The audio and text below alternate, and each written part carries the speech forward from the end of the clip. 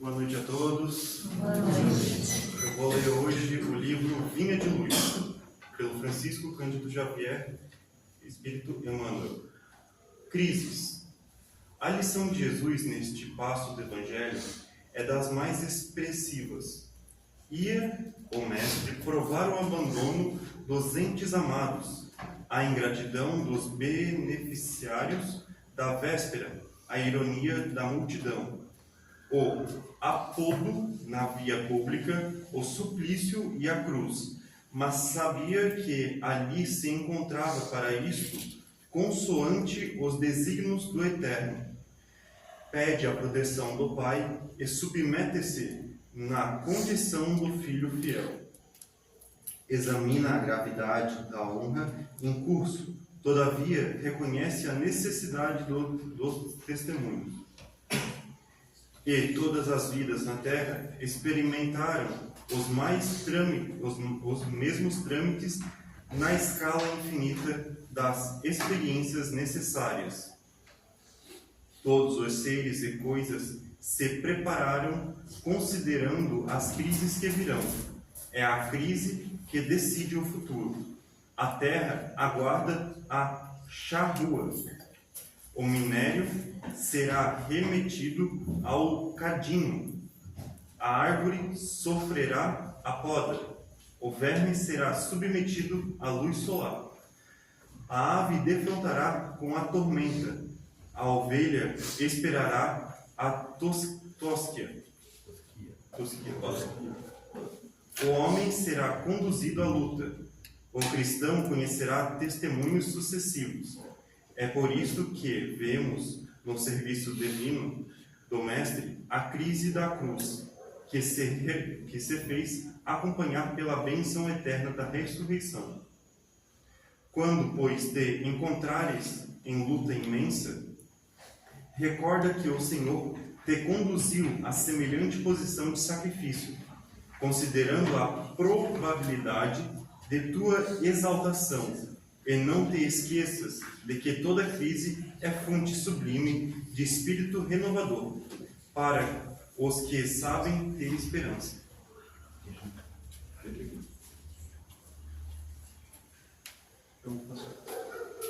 Agora, meus irmãos, vamos relaxar, fechar vossos olhos, esvaziar a mente, deixar um pouco os pensamentos de lado, pensar só no aqui e agora. E assim, com esse pensamento em paz, oramos em uma só voz. Pai nosso, que estais nos céus, santificado seja o vosso nome. Venha a nós o vosso reino. Seja feita a vossa vontade, assim na terra como nos céus. O pão nosso de cada dia nos dai hoje. Perdoai as nossas ofensas, assim como nós perdoamos a quem nos tem ofendido. E não nos deixeis cair em tentações, mas livrai-nos de todos os males. Que assim seja. Essa noite vou deixar para o nosso irmão Geolar. Estamos aqui para discutir o irmão.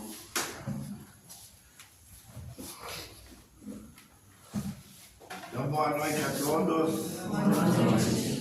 Eu me chamou a atenção aqui porque uma coisa que achei porque aqui essa mensagem é sobre as crises. Tudo nós passamos por crise. Então, nós estamos passando por crise agora. Então, essa parte ali que me chamou a atenção é: todos os seres e coisas se preparam considerando as crises que virão. É a crise que decide o futuro. Então, por isso ele faz essa comparação. A terra aguarda a charrua. O minério será remetido ao cadinho. O minério está ali, agora se ninguém desenterrar, se ninguém explorar, ele fica lá. E nós não teria carro, porque então não estaria descoberto o metal. A árvore sofrerá a poda. O verme será submetido à luz solar. Os vermes precisam de luz. A minhoca não tem pelo. Vocês já viram minhoca? Só pescador que vive. Geralmente a minhoca está lá debaixo das folhas, onde é que as pessoas não queimam as folhas, onde é que também não cortaram as árvores, daí não tem folha. Mas geralmente elas se protegem debaixo das folhas, mas elas precisam da claridade. A ave defrontará com a tormenta.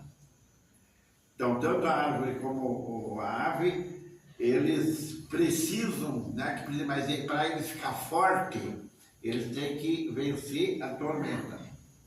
A ovelha esperará a tosquia, o homem será conduzido à luta, e o cristão conhecerá testemunhos sucessivos.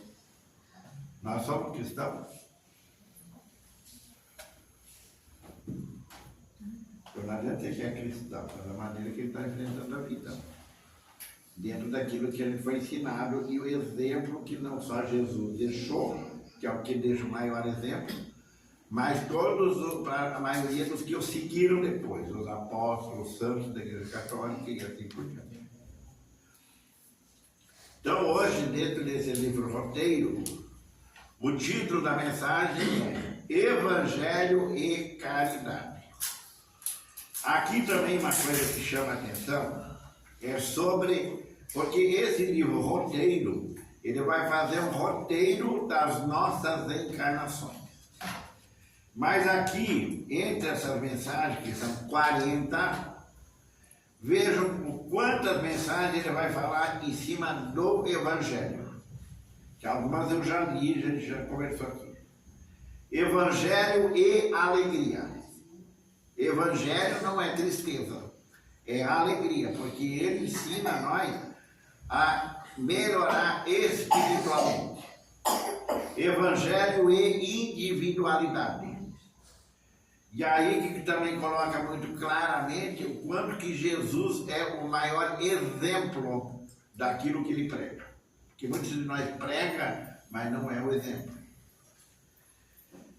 Evangelho e caridade, que eu vou falar hoje. Mas depois tem evangelho e trabalho, evangelho e exclusivismo, evangelho e simpatia, evangelho e dinamismo e evangelho e educação. Então, o próprio evangelho no lar, que ele não é uma invenção dos espíritas, o evangelho no lar, ele já era feito quando eu estava na Igreja Católica. Os padres já falavam para nós, faça o evangelho no lar. E aí o que a gente pegava? O Novo Testamento. Que o evangelho segundo o Espiritismo é baseado no Novo Testamento. Só que melhor explicado. Então isso que eu tenho que entender, porque isso tudo é uma sequência. E isso aí vai mostrar o quanto que nós demoramos para evoluir. O quanto é difícil nós evoluir espiritualmente.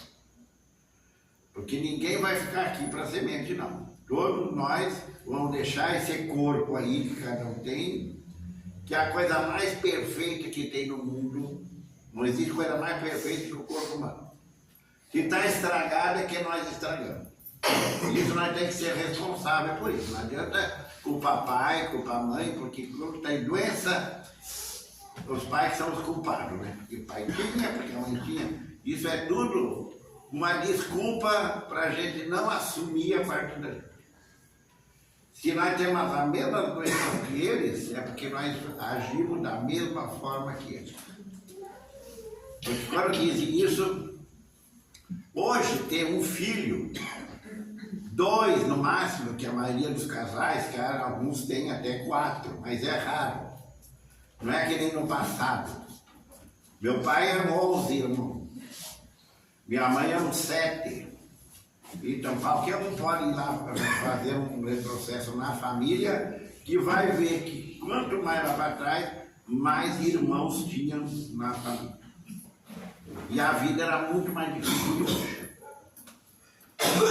Então vamos ver o que eles vão falar sobre evangelho e caridade. Porque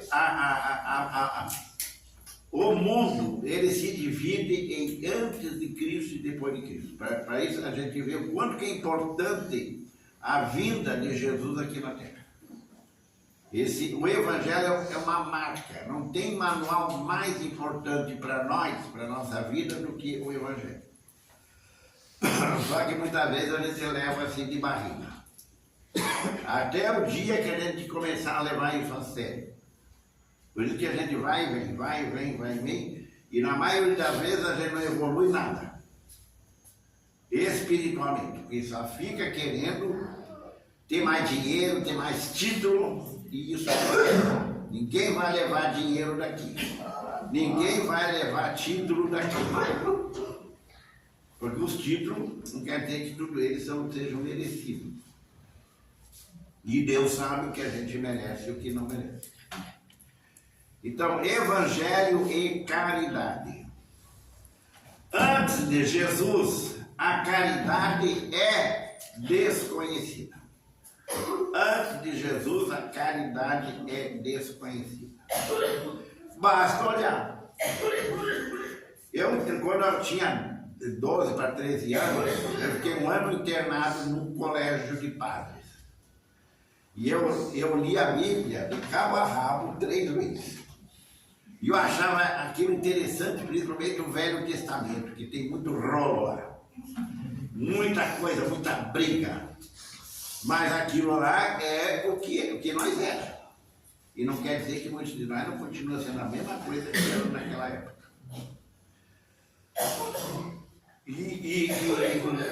Antes do Evangelho, mais ou menos a ideia das leis mosaicas é: ama teu amigo e perturba teu inimigo. Jesus modifica. Não basta você amar teu amigo, é necessário amar também o inimigo. Então, nesse ponto, a gente está distante muito, muito, muito. Porque o epílogo da vida de Jesus é o perdão. E nós, como é que nós estamos com o perdão? Com as mágoas, com os ressentimentos nossos.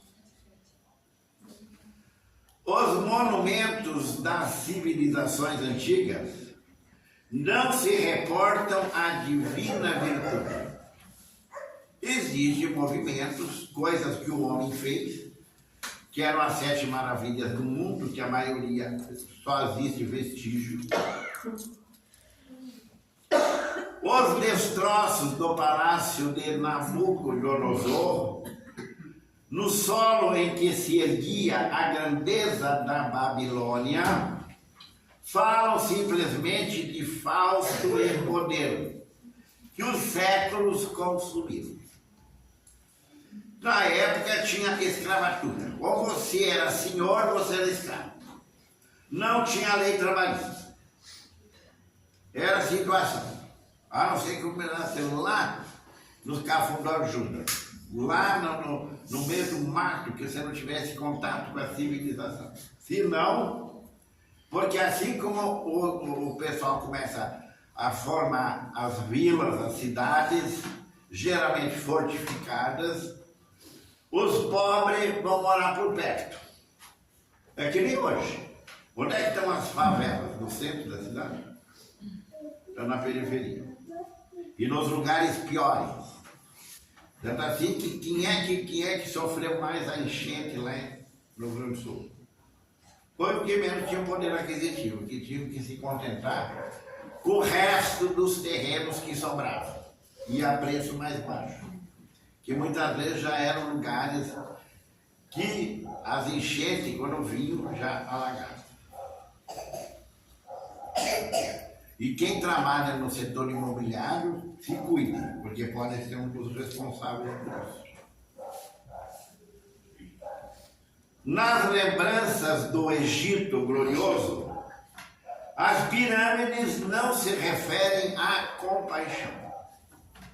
Aquelas pirâmides que tem lá no Egito, que realmente é algo de pessoas muito inteligentes, muito sábias, pelo que eles pesquisam, pelo que eles descobrem, não foi qualquer ser humano que fez aquilo lá.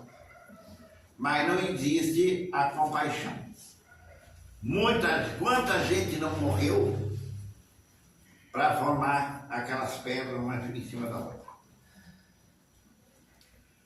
Os famosos hipogeus de Persépolis são atestados de orgulho racial.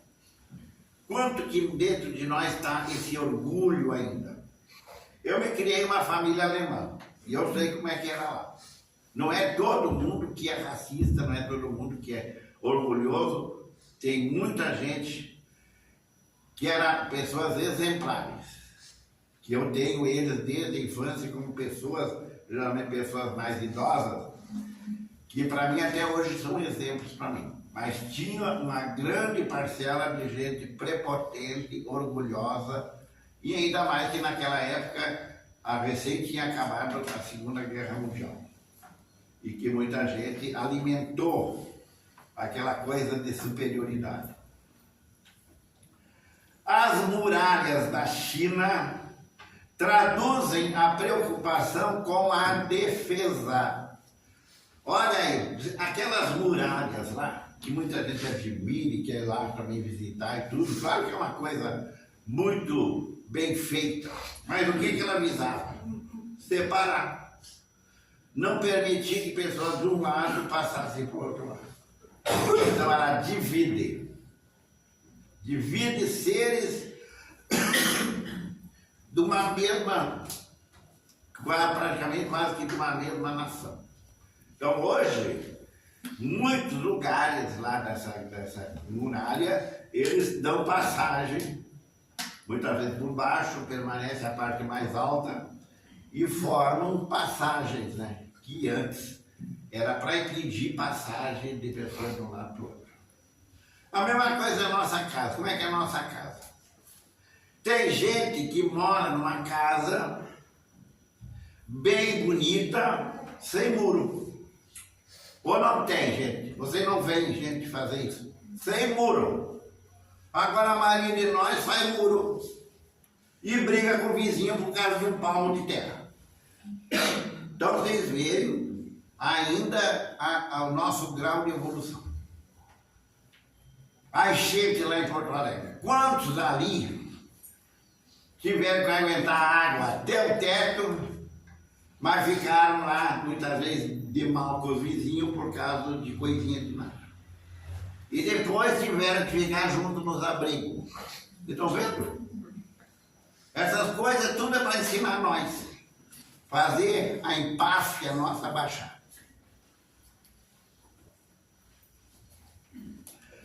Nos velhos santuários da Índia, o Todo-Poderoso é venerado por milhões de fiéis, indiscutivelmente sinceros, mas deliberadamente afastados dos semelhantes, nascidos nas condições de párias desprezíveis. A Índia é o lugar onde é que a religiosidade ela foi mais presente. Tanto assim que é um lugar onde que se acreditava na reencarnação há muitos séculos. Nós hoje, ainda, com o Espiritismo aí esclarecendo tudo, tintim por tintim, a maioria das pessoas continua duvidando. Será que tem mesmo?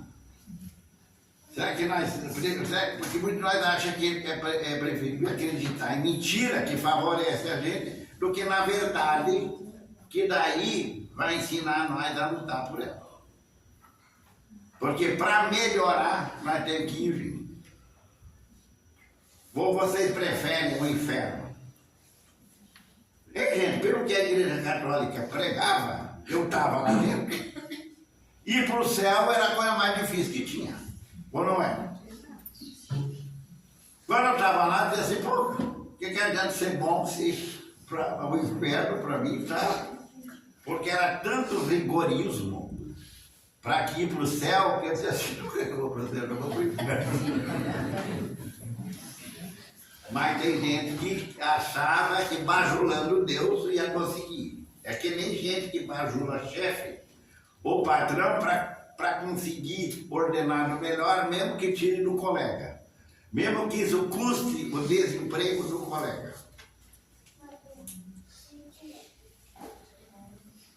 E os pares que eles acharam lá ainda seriam as castas. Porque quem nascia numa casta não podia passar para outra. Nós aqui, muitos aqui, nascemos bem pobres. Pais pobres.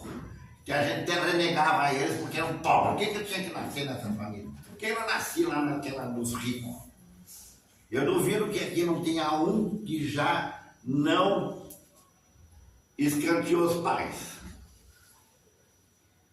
Já que não? Ah, eu não, capaz. Gordo, na adolescência. Pô, aquela lá são ricos, tem carro. E eu nessa miséria aí, porque não nasci lá? Não está renegando os pais?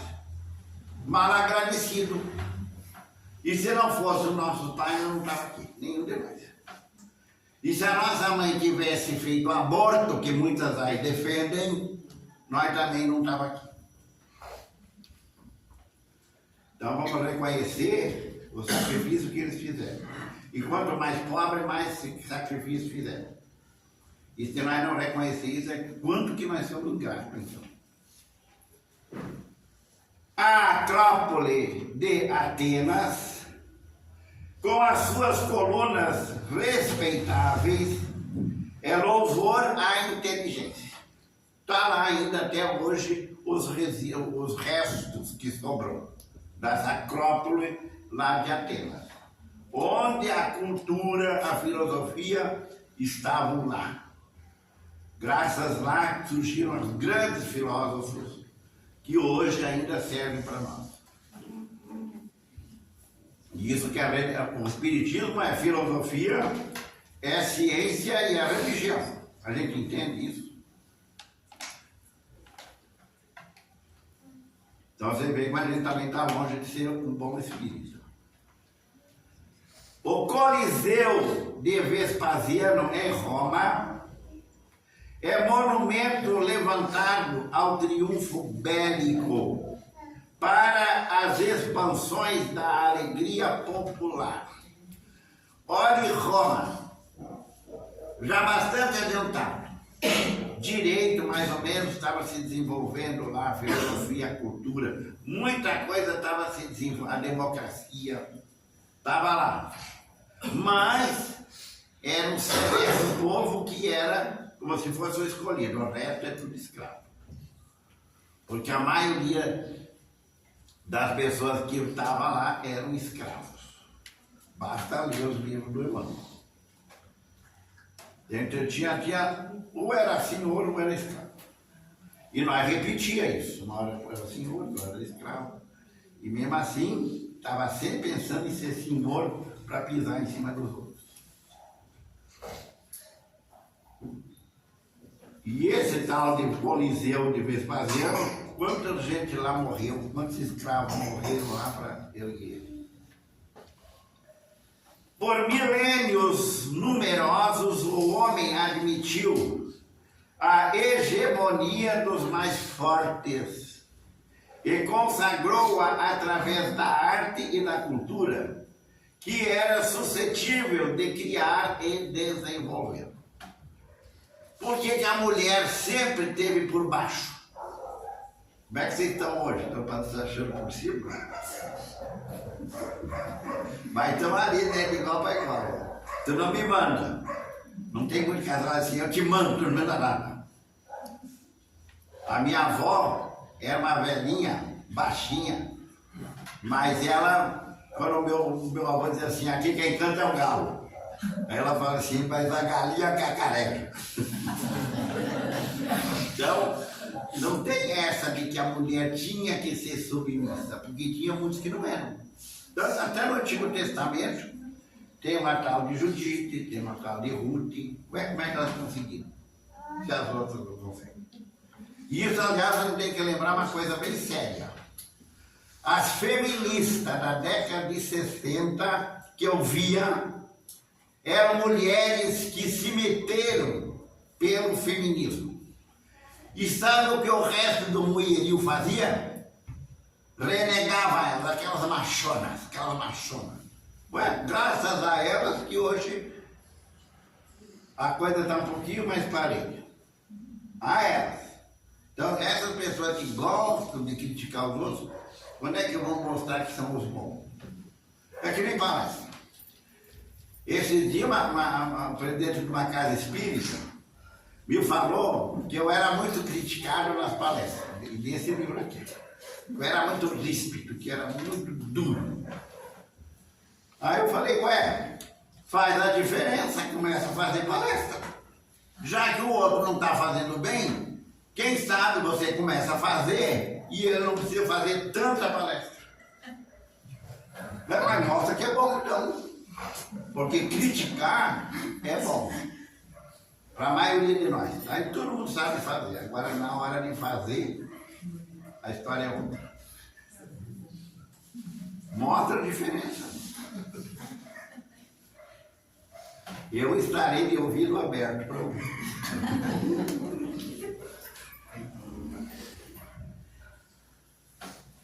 Ou por milênios numerosos, o homem admitiu a hegemonia dos mais fortes e consagrou através da arte e da cultura que era suscetível de criar e desenvolver. Com Jesus, porém, ao divisor, antes de Cristo, depois de Cristo.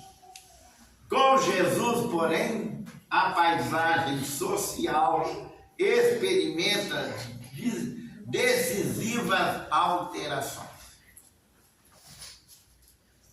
Então começa ali. Mas quem aguenta o tranco é ele. Os primeiros cristãos. Será que nós, hoje, se estivesse naquela época, nós seria um bom cristão?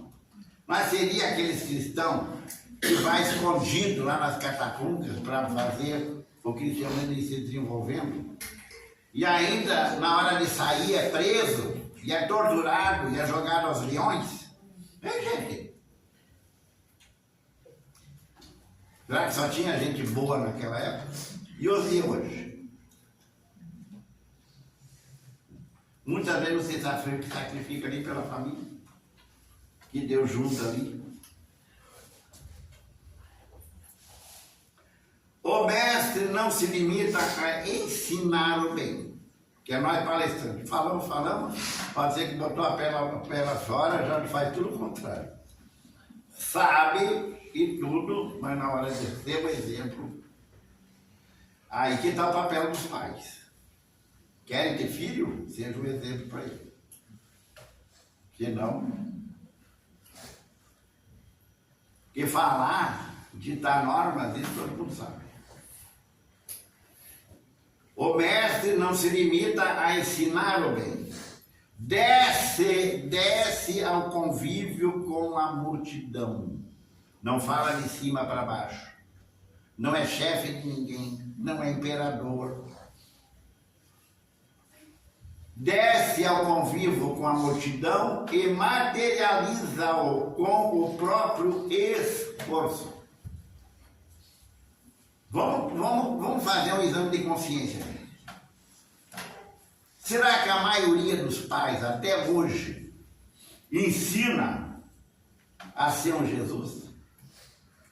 Porque ser Jesus, gente, é ser trouxa e ser bobo para a sociedade de hoje.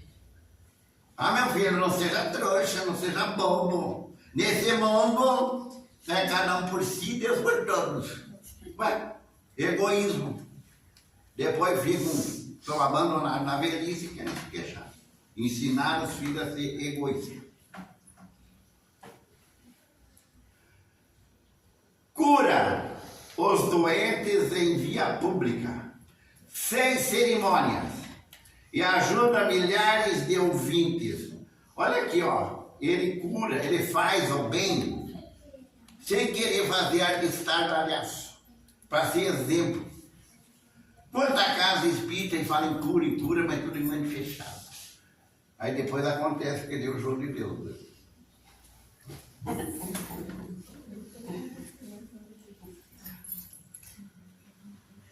Vamos lá fazer cura para todo mundo, os bons. Tem cheio de gente aí para a gente passar conversa mesmo. cura os doentes da via pública, sem cerimônias, e ajuda a milhares de ouvintes, amparando-os na solução dos mais complicados problemas de natureza moral, sem se valer de etiquetas de culto externo. Jesus não formou nenhuma religião. Quem formou a Igreja Católica Apostólica Romana foi as pessoas. E ainda através do imperador, que não era muito bom exemplo. Começou lá por ano 300. É só estudar a história, gente. Vamos estudar as coisas. Eu acho que todo mundo aqui já frequentou escola. A gente gostava de estudar. Ou ia porque os pais obrigavam. Na minha época não tinha ônibus escolar. Era pezito, 2 quilômetros. E no inverno amassando gelo. Chegava na escola doía os pés. Parecia que estava tudo adormecido. Porque isso que a mãe fazia nós colocar 2 meias no sapato. E tinha gente que ia de pé no chão. Então,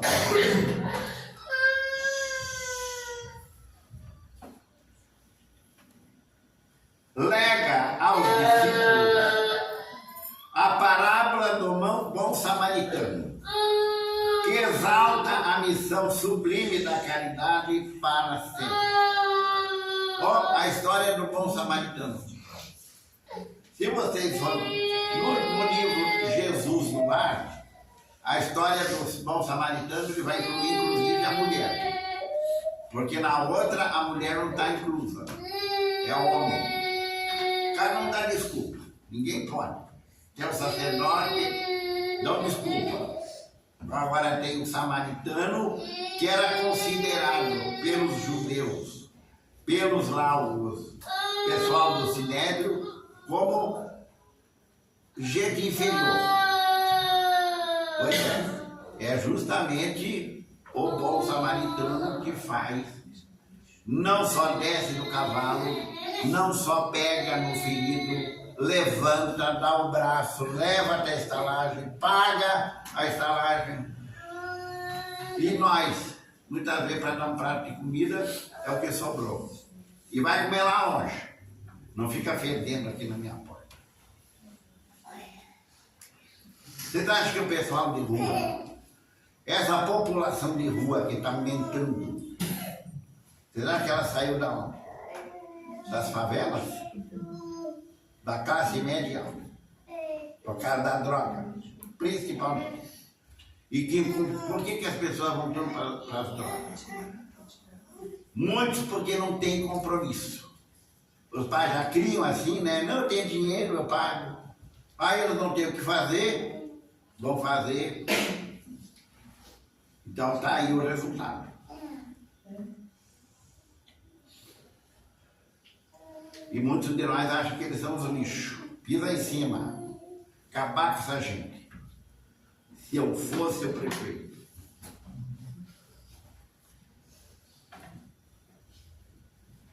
Lega aos discípulos a parábola do bom samaritano. A história é simples e expressiva. Transmite Lucas a palavra do celeste orientador, explicando que descia um homem de Jerusalém para Jericó e caiu nas mãos dos assalteadores, que o despojaram, espancando-o e deixando-o semi-morto. Isso está cheio por aí. Muitos desses salteadores andam de moto com alguém na garupa para fazer esses assaltos, que está cheio por aí. E muitas vezes a pessoa está ali no chão, ensanguentada e tudo. Se fosse nossa parte, nós pelo menos abaixaria, conversaria com aquela pessoa. Ah, tem o SAMU, tem a polícia. Pode ter tudo isso. Mas e por que que custa nós ficar ali do lado um minuto? Dando conforto para a pessoa, dando companhia. Mesmo que eu estranho, e daí? Na verdade, nenhum de nós aqui é estranho. Nós podemos não se lembrar. Mas através do tempo, garanto que todos nós aqui foram como mãe e pai um do outro. Por que não lembramos? Porque é melhor não lembrar. Porque não foi uma boa coisa lá. Tem muita coisa ruim para lembrar. Ocasionalmente passava pelo mesmo caminho um sacerdote. E vendo, passou de largo. Olha aí, ó, sacerdote. Palestrante centro espírita. Fala tudo isso aqui, sai lá fora do pé. E de qual modo também um levita, abordando o mesmo lugar e observando-o, passou à distância. Não me comprometo. Mas um samaritano que ia de viagem chegou ao pé dele. Reparando-o, moveu-se de íntima piedade. Não adianta fazer a caridade sem piedade. Eu acho que eu não liguei isso aqui. Agora tá. Não, está ligando. Tá? Abeirando-se do infortunado, aliviou-lhe as feridas e, colocando-o sobre a cavalgadura, cuidadosamente asilou-o numa estalagem. Um desconhecido. Então, vou pensar bem, se muitas vezes nós nunca abandonamos os próprios pais, olha a distância que nós estamos de um ser um pouquinho mais evoluído. Ele gostava, o meu irmão era o preferido, ele que vai cuidar dele. Volta e meia tem esse jogo assim, vai cuidar dele, você que é o querido. Eu era a ovelha negra. Vemos dentro da narrativa que o Senhor situa no necessitado simplesmente um homem, um ser humano. Não lhe identifica a raça ou a cor. Aliás, nós temos que começar a pensar seriamente. Porque tem muitas casas que não sei se não existe negro por aqui. Mas não é? O negro, dificilmente eu ver uma pessoa negra sentada aí. Será que o preconceito não continua dentro da gente? Será que quando o negro entra ali, a gente já não faz uma diferença? Porque essas coisas podem estar dentro de nós. E aí mesmo a gente dizendo que não, mas na hora, quem de nós quer ir em um lugar que não é bem recebido? Ou que é olhado assim, meio de atravessar? Então isso acontece já onde a gente mora. Tem algum negro lá por perto que eu não faço amizade e nem quero fazer amizade? Porque tudo é marginal? Não é não. Eu conheço muito negro, muitos pais de família negros que são são exemplos muito maiores do que muito brancos para os filhos. Claro que isso aí não é, estou dizendo uma geral, mas a questão de ser bom ou não depende da cor da pele. Está aqui dentro. Não identifica a raça, a cor, posição social ou os pontos de vista. Outro problema nas redes sociais. Pessoa diferente de mim, eu vou malhar, quando puder. E aí, por isso que nas redes sociais, muitas vezes, tem mais desavença do que fraternidade, do que solidariedade. Já tem eleição esse ano, vamos ver. Porque basta ter eleição, e daí as pessoas se mostram, dentro da própria família, como é que eles são em relação à tal democracia, em respeitar outra pessoa, que ela tem a opinião que ela quer. Posso não concordar, mas é a opinião dela. Nele enxerga a humanidade sofredora, carecente de auxílio das criaturas que acendam a luz da caridade acima de todos os preconceitos de classe ou de religião. Religião. Parece partido político. Um quer ser melhor que o outro. E o bom exemplo. Quem é que dá realmente um bom exemplo? Claro que tem muito evangélico exemplar, católico, espírita, mas é a maioria que é exemplo. Então nós temos que fazer a diferença. Desde aí, novo movimento de solidariedade humana surge na Terra. Todos os santos da Igreja Católica são pessoas exemplares. E a maioria deles não foram papa. Eu não me lembro assim, o Pedro inventaram que ele foi o primeiro papa. Naquela época não existia papado. O papado começou bem depois. A maioria dos santos da Igreja Católica são padres simples de paróquias, de lugares necessitados, onde eles foram o exemplo. Não é gente lá que queria o trono. E quantos de nós quer o trono?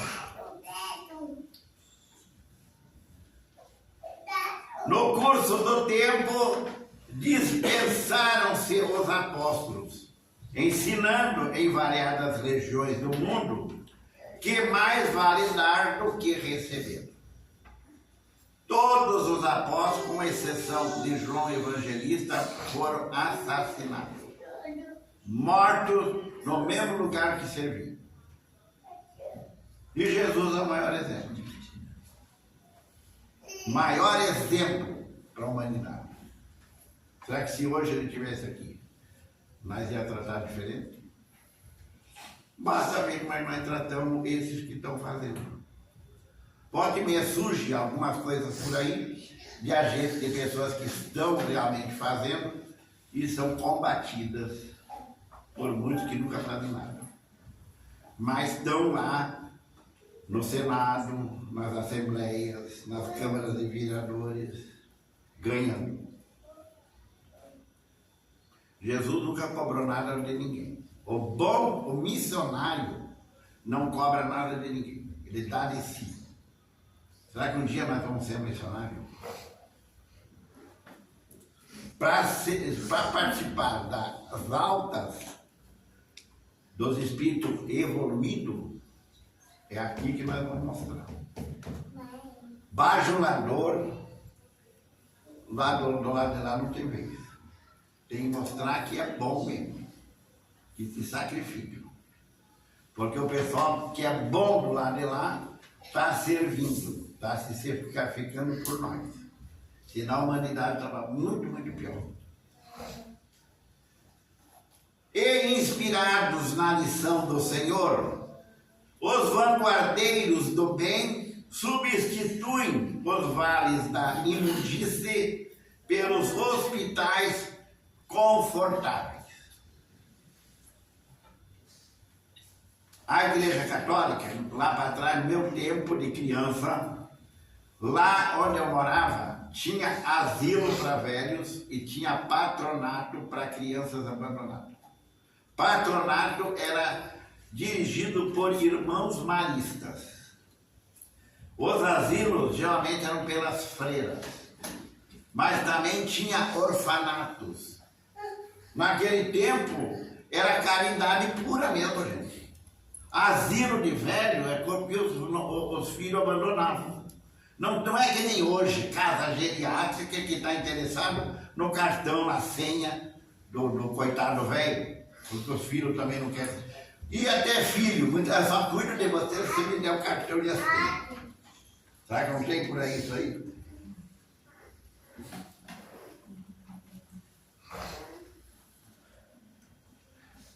Instalam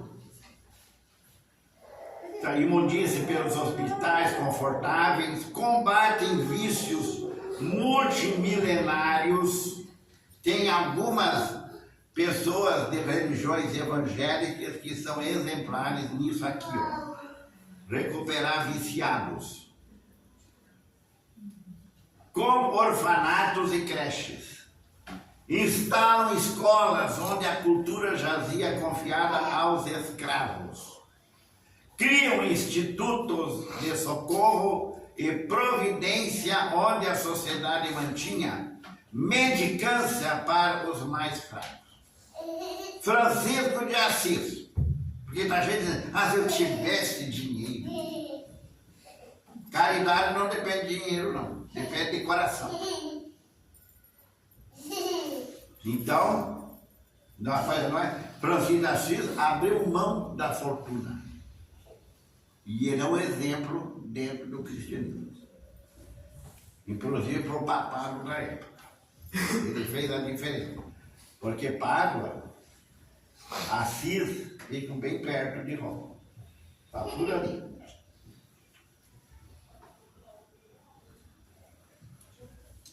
E a caridade, como gênio cristão na terra, continua crescendo com os séculos, através da bondade de um Francisco de Assis, da dedicação de um Vicente de Paulo. Tem um livro que diz que Madre Teresa de Calcutá é a reencarnação do Vicente de Paulo. Já tinha feito, veio fazer de novo. Eu já fiz. Quando as famílias que tinham muito filho, nós era 4. A mãe diz assim, fulano vai fazer tal coisa. Manda ele. Manda ele, não está fazendo nada. E eu também não estava fazendo nada. Mas é um jogo de empurra. Da benemerência de um Rockefeller, que muita gente critica os capitalistas, mas tem muitos aí que fazem a sua parte, sim, senhor. Tem muito patrão, tem muito empresário que fazem a diferença assim, sem fazer propaganda.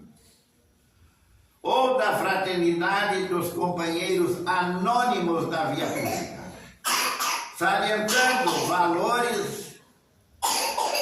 salientando valores e sublime, que o Espírito do Cristo prossegue agindo conosco e por nós. Todo mundo aqui tem um anjo da guarda. Alguém duvida? Alguém acha que Deus abandonou? Deus não abandona ninguém. Nós aqui somos ingratos, não reconhecemos. E o anjo da guarda também não abandona ninguém. Mas a nossa parte é a nossa parte. Ele não vai carregar nós no colo, não, porque nós já somos bem grandinhos. Então, vamos ouvir mais os conselhos desses espíritos mais evoluídos. Porque muita gente pode estar ouvindo conselho, é de espírito igual a nós. Malandro, enganador. A doutrina espírita explica isso aí tudo tintim por tintim. Mas quem tem que botar na prática somos nós. Muito obrigado, e tudo que aqui foi dito me serviu para quem falou.